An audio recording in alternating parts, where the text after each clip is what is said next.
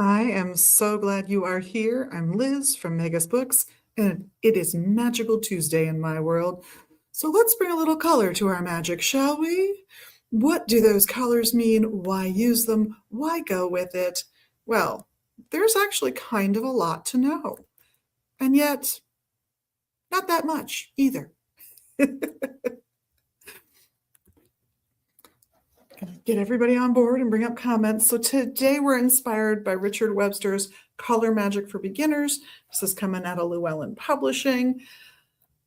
And he does a really thorough job in here, I gotta say. He does cover more, in my opinion, than just the colors and what they do. But I'm always going to recommend that, yeah, check out what other people think a color means. Does blue mean health and healing to you? Or does it remind you of a police officer's uniform here in the US, at least, and make you think of authority? That also means that sometimes in different decades, you get different meanings for colors. And in different cultures and in different subcultures, you get different meanings for those colors. So when you look at that blue, when I said blue and we all thought of the color blue, what shade did you think of? Did you think of a light blue, something closer to a sky blue, or did you think something closer to this navy blue that I've got on today? And what does it mean that it's a light blue versus a deep blue, a dark saturated blue? How does your mind think about those things? Now, we could say that blue is about healing and health, and that's a very old traditional way of looking at it, but we could also say it's about authority and being rescued. Where does your mind go? For many Americans, the first thing they think of when I say green is money, because for so very long in this country, green was the only noticeable color on any of the paper money, any of the bills that we carried with us to buy things. That's not true anymore. So is that going to fade as a meaning for green? And does it matter what shade?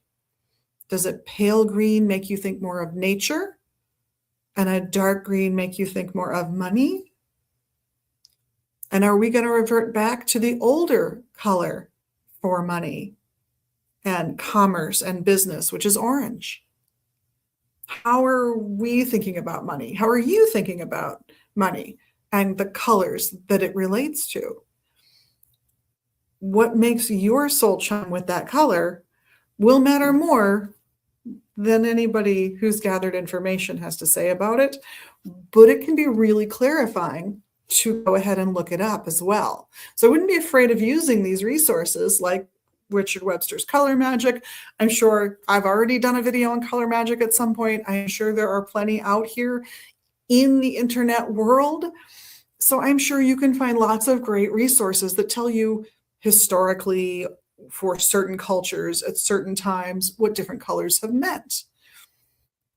Is purple about royalty and majesty and generosity, the good sides of royalty when they take care of their subjects well? Or do you think of a paler color? And does a pale purple, a more lavender or violet color, does a more pale color make you think of social freedom? It really might, depending on how you perceive color. Red is for most people about passion, but historically, Fridays were a bad luck day because they were associated with passion. Because it could mean finding your passion and grasp a hold of the tail of that dragon and going forward, but it could also be about being overrun by your passions. Alcoholism would be a really good example of where a lot of energy being thrown into something could backfire, could not be the wisest choice. Passion can be good, passion can be bad. Depends on the circumstances. So do you pick that red color? Or maybe you go with pink? Not quite so overriding. Really depends on your situation and what your needs are. But you can definitely add color to your magic workings with an altar cloth, the color of any candles you might be using, what you're wearing all day. can set you up for a specific expectation as long as that color that you've chosen to wear means something to you.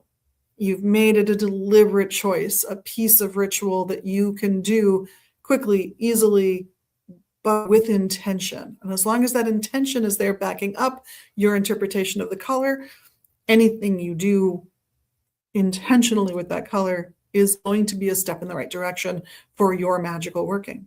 Well, I'm over time like I always am. So thank you for tuning in. On behalf of myself, Liz, and the rest of the crew here at Magus Books and Herbs, we love your magical you. We love that you're so amazing. And of course, we appreciate the little magical things you can do for us here in social media land.